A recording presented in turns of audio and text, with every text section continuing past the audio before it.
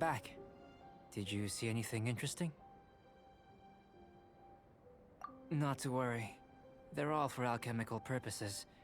You'd be hard-pressed to find an everyday use for them. Well, on with the research. There may be significant differences between different worlds. Take Tevat, for example. Here, those with visions can manipulate the elements. But worlds may well exist where only one person is able to do so. Or even everyone. So, leaving elements to one side, do you possess any unique abilities? Ones that don't exist in this world?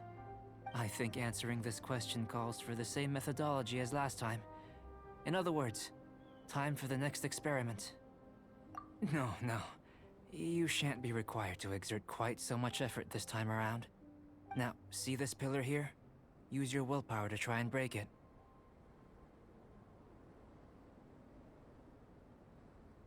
You think Paimon knows how to do that stuff? That was your best effort? Well, can't be helped, I suppose. Have you tried using your elemental power with food? I don't mean for cooking, as such. Rather, channeling your power into the ingredients themselves. I'm curious to see how the taste and texture respond. It may even help with proliferation.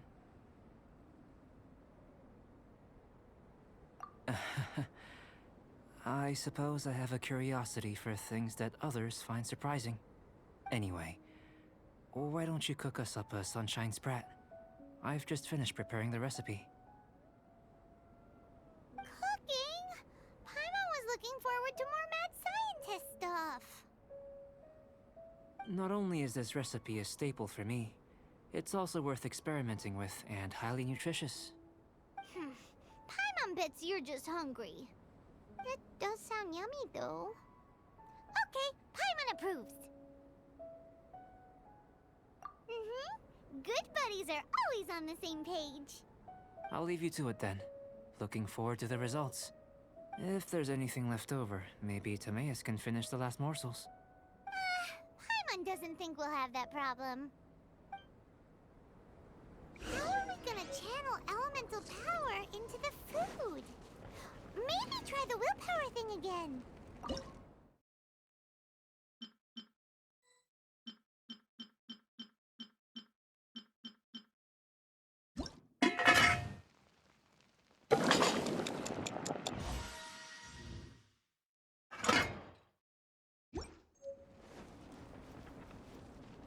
That was fast.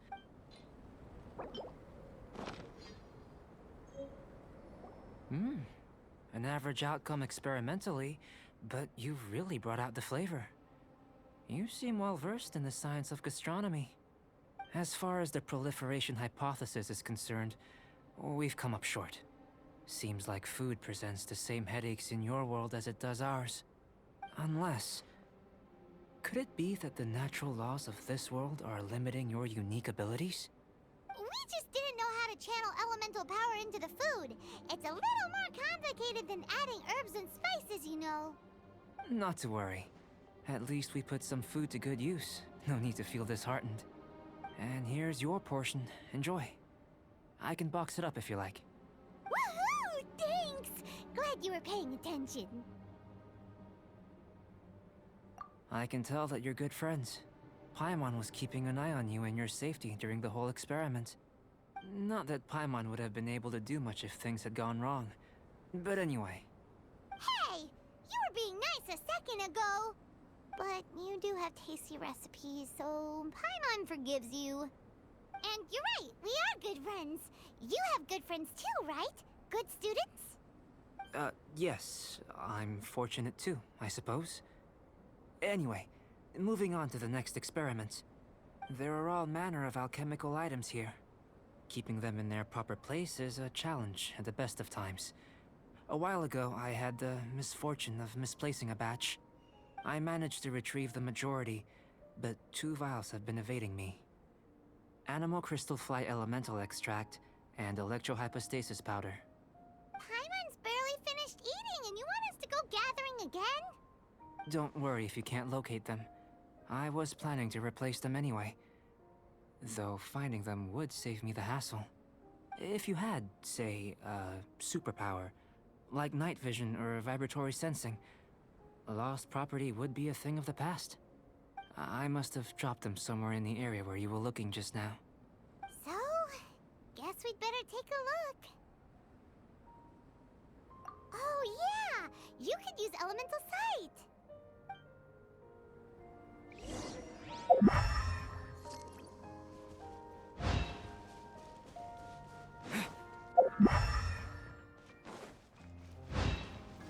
This must be electrohypostasis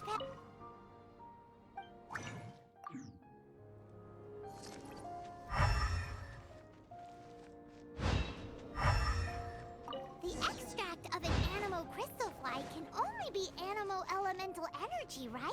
This has gotta be it! Goodness, you managed to find them. Incredible.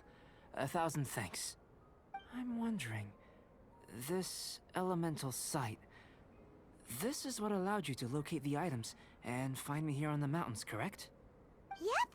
Guess it does sort of count as a superpower, huh? Unfortunately, though elemental sight is seldom seen, it is not unheard of in Teyvat. Only a never-before-seen otherworldly power would be of benefit to my research. You mean, we failed again? Don't be disheartened. This falls entirely within my expectations. Besides, getting these items back, I'd call this a very worthwhile experiment. I have to commend your deduction that the items would contain elemental traces. Right then. Up until now, our research has focused on your otherworldly identity. Our research on your identity as one of us is just beginning.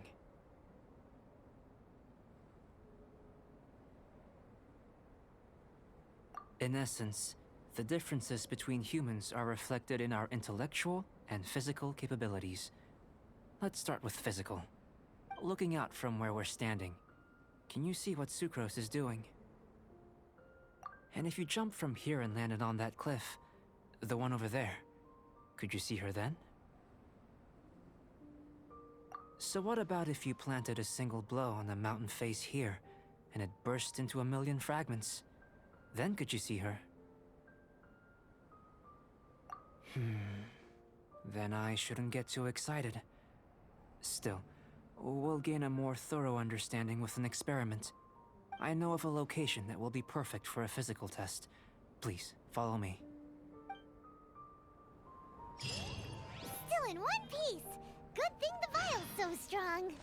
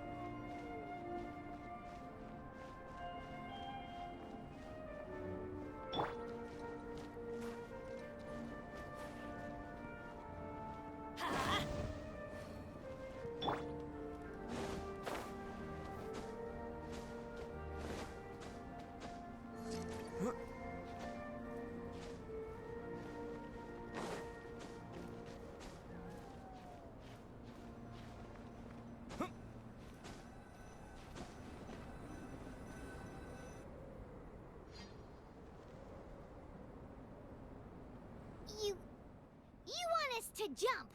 From up here? Not necessarily. Not if you know of a better method, that is. Whichever method you choose, the experiment will end when you reach the opposite shore of the lake.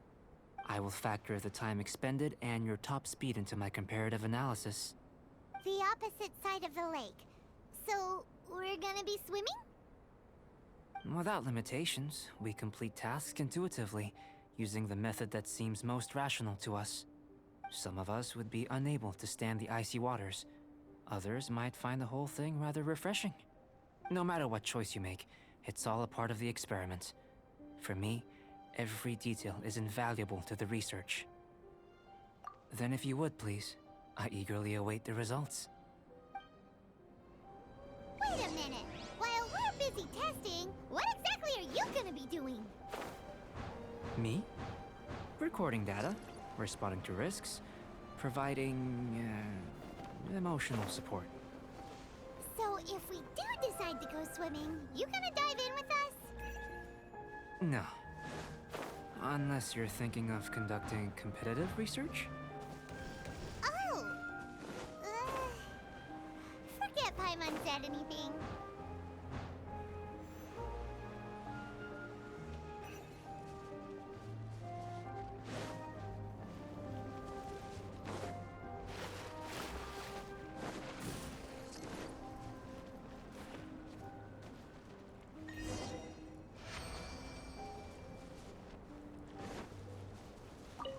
Great work.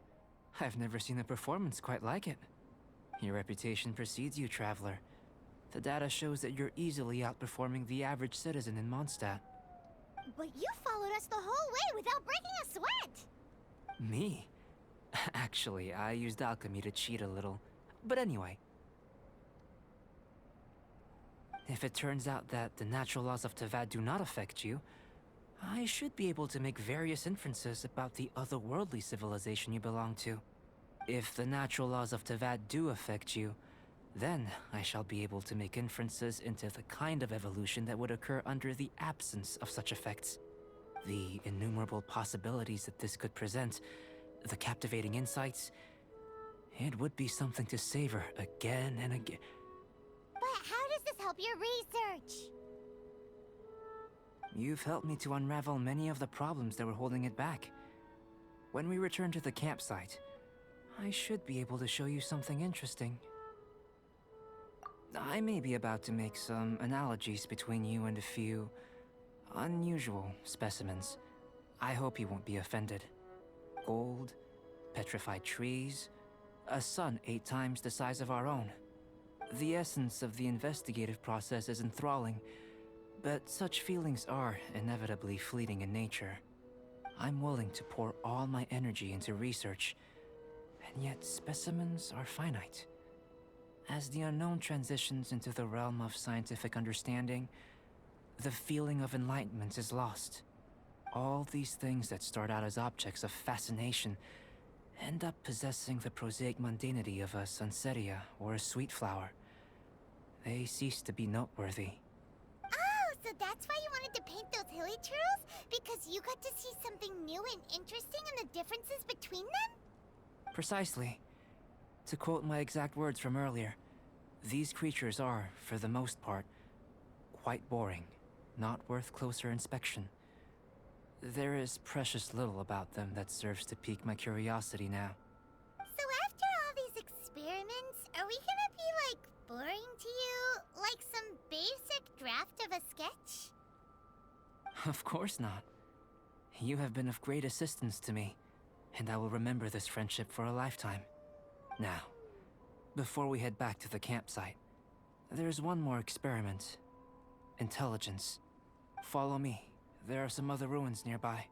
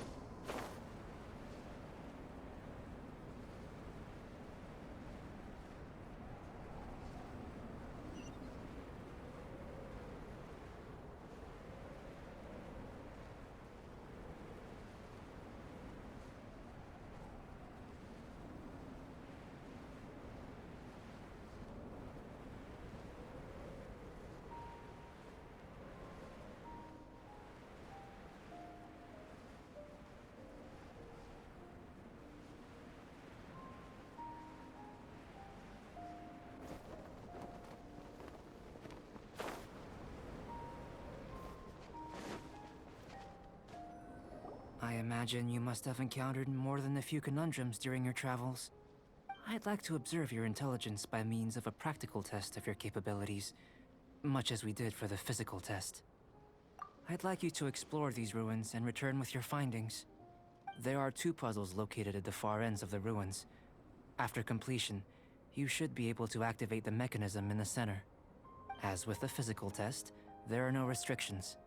Everything you do is an action I wish to observe. A tried and tested adventurer, I see. So, let's see you in action. Start wherever you like.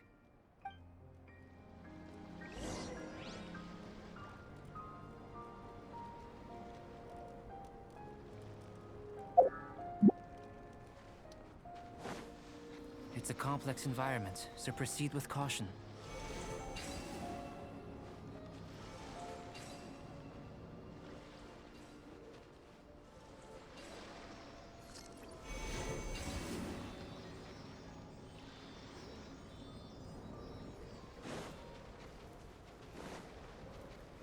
Sealy like these are a common sight in the mountains.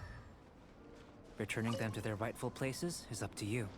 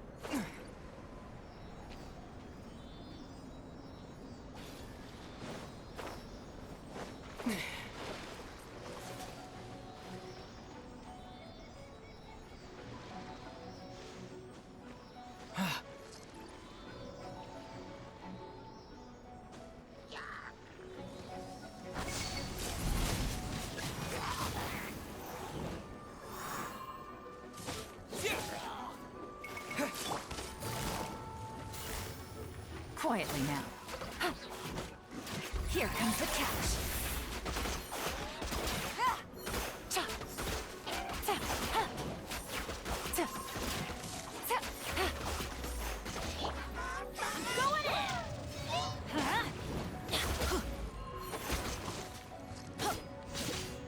I swear by my sword.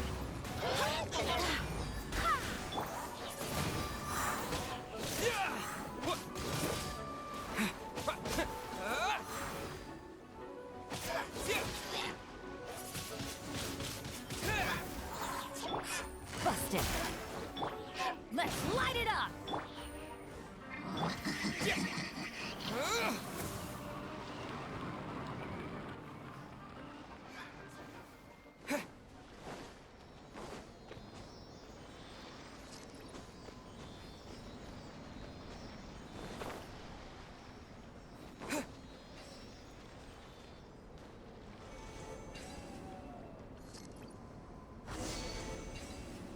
It should now be possible to activate the central mechanism. Exactly what will happen when you do is something I'm looking forward to finding. Oh, seems that the water level has suddenly decreased. We should be able to see what's in the water. What's this?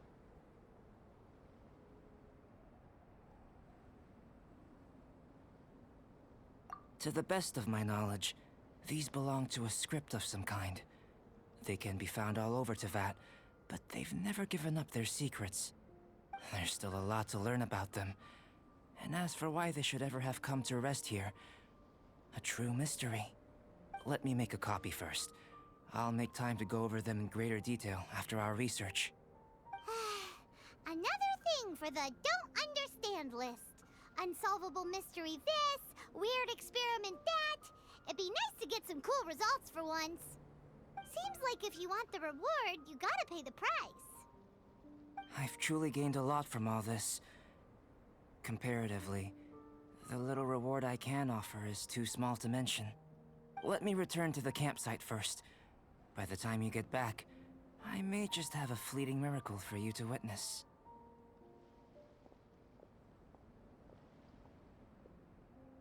Paimon's kinda looking forward to seeing the results of all this brain ache.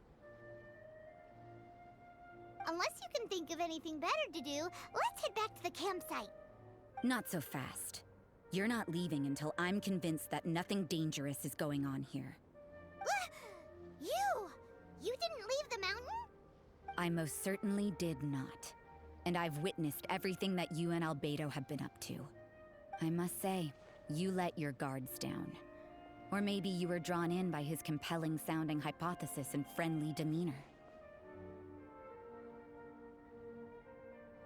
Taking orders from a complete stranger, drinking anonymous potions, participating in all kinds of strange experiments? I'd sooner believe you were tricked than that you would be so naive. Or perhaps, you were colluding from the beginning. Sister Rosaria's guard's so high, she can't even see over the top of it.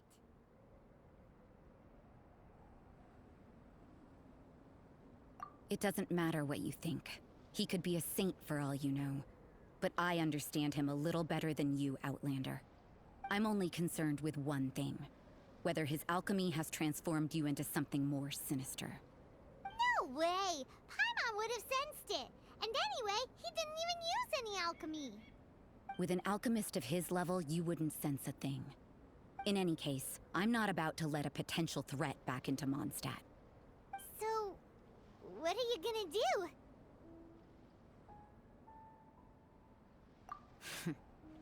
I've gotta hand it to you. You have your moments. If I can be sure that nothing you came into contact with is dangerous, that's good enough for me. I've investigated everything else. The only items left on the agenda are these symbols. But we don't even know what they mean. That much is true. Not to mention, seems like there's nothing more to them. But for insurance purposes, I'd better make a copy. This is now a location of interest. Regular patrols should be set up here. Now then, all things considered, I deem that you pose no immediate threat. Which is what I was hoping. I would have been one very unhappy sister if you'd made me work overtime on your account. Overtime? Before we go our separate ways, Outlander, a word of advice. Don't be so quick to trust Albedo, and don't repeat the same mistakes that you did this time. You made a lot of rash decisions today. She's gone! So stubborn. Mondstadt doesn't have many people like that. Huh. Never mind her. Let's go see Albedo.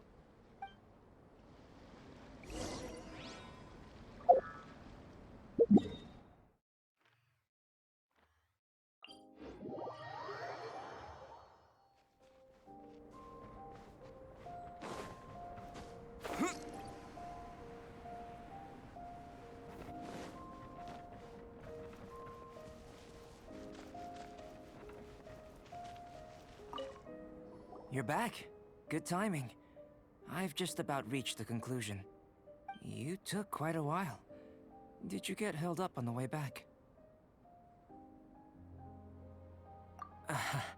I wouldn't worry. She's just doing her job.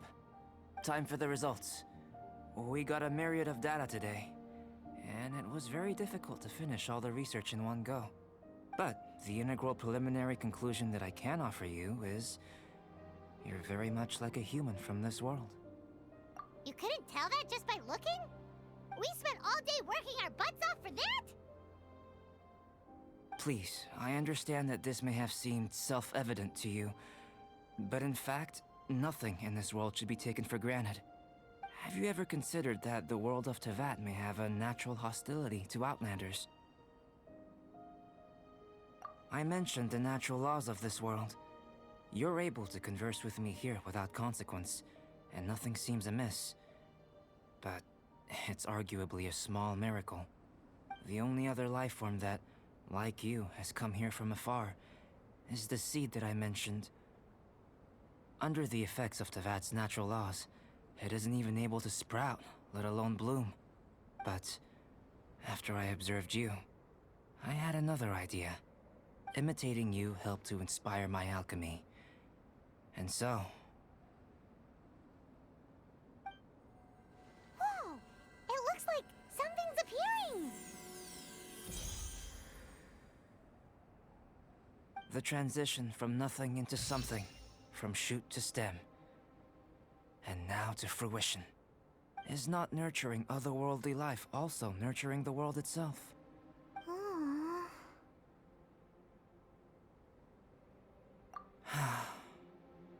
It would seem that that's as far as we go. A transient bloom of incomparable beauty. Life's proudest achievement. Paimon thought with all our efforts, it might have bloomed forever, and it didn't even have any fruit. Life is a manifold tapestry of free entities. Its value shouldn't derive from how long it stays with us. Even a momentary burst is precious. A short life can be well lived. A life lived efficiently, lived to perfection, is necessarily one unburdened by loneliness. So, do you understand what I meant about us conversing here arguably being a small miracle? Things feel a little heavy right now. Don't be sad. You've got Paimon to look after you. Albedo, Paimon really wants to be your friend. Thank you both. Even if dispelling loneliness is not essential for life, it certainly doesn't hurt. Your help inspired me to discover the means to make a flower bloom. I mean that the time I've spent traveling with you in the mountains was a valuable journey for me. In the future, if the need arises, can I solicit your help again? Well, glad I can count on you. I made a point throughout of telling him how ordinary the results were. But what was that sediment I saw forming at the bottom of the vial? It should not have been there. What could it mean? Those born of Earth are bound by its imperfections, but those born of chalk are free of impurities. You and I are alike, both composed of a substance that has yet to be fully defined. If, one day, I lose control, destroy Mondstadt, destroy everything, can I rely on you to stop me?